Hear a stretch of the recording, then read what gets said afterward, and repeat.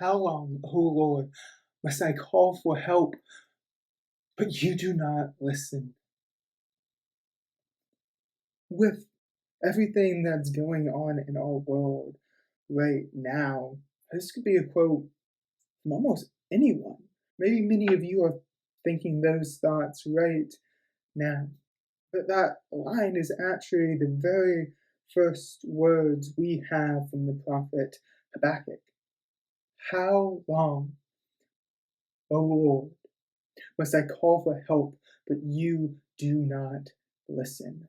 Habakkuk was specifically calling out about violence and injustice and oppression, but his question is just as relevant and relatable to us today. With COVID-19 still on the rise around the world, and with response to the virus affecting our lives so drastically, it is easy for us to ask, how long, O Lord, will we call for help, but you do not listen? This begs the age-old question, why does a good God allow evil in the world?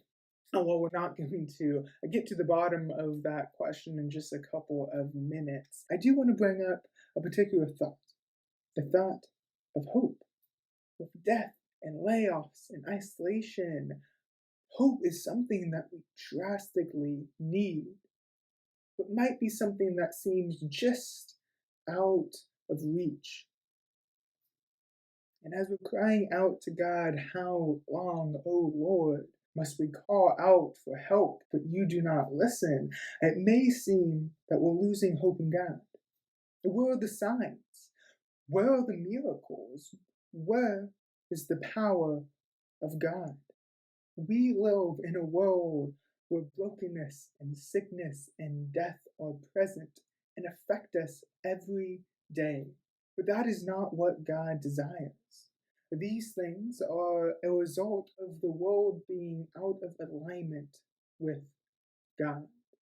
In Revelation 21, we see that God desires to wipe away every tear, to dwell with us in a world where there is no longer death or mourning or crying or pain. And God is preparing that new world for us, but it has not come yet. We live in the current reality of brokenness. So God walks through brokenness with us. And we're asked to partner with God to move our current reality closer to the reality of the new world that God is preparing for us. Some will experience more healing in this life, just as some will experience more brokenness in this life. And no, it's not fair, but that is the unfortunate reality of brokenness. Those who experience more healing are called to help heal those who experience more brokenness. But above all of that, every single one of us is given the hope of experience full healing when God dwells among us in the new heaven and the new earth. In the meantime, we wait on God. In the next few videos, we'll explore different parts of waiting on God. But today we come face to face with the very hard question, will you hold on to hope even when there are no signs from God? Habakkuk started off with the cry, how long, O Lord, must I call for help, but you do not listen? But he ends his book on a very different note. He writes, though the fig tree does not bud, and there are no grapes on the vines, though the olive crop fails, and the fields produce no food, though there are no sheep in the pen, and no cattle in the stalls, yet I will rejoice in the Lord. I will be joyful in God my Savior. The sovereign Lord is my strength. He makes my feet like the feet of a deer. He enables me to go on the heights. Habakkuk holds on to his hope without any signs of God's future salvation and grace. In fact, Habakkuk seems to be experiencing the opposite. The situation around him is getting worse. The crops and flocks are withering and gone. Starvation is encroaching and violence is in the future.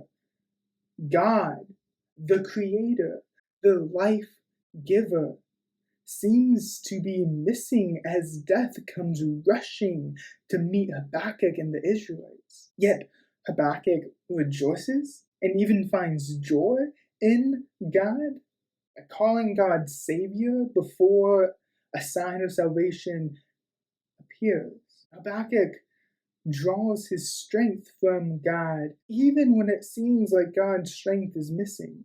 I think this is where we are right now, clinging onto hope without signs. You are not alone in this endeavor. Many, like Habakkuk, have come before you with the same hope.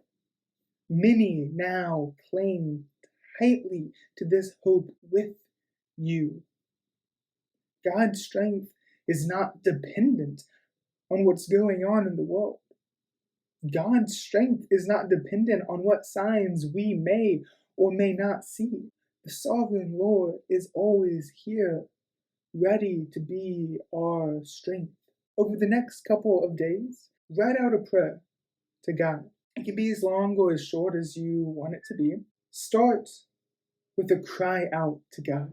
Like the prophet Habakkuk and like the psalmist, learn to ask God, where are you? But in the prayer, with reconfirming your hope and your faith in God, regardless of the current circumstance. May this prayer help you learn to hope without signs.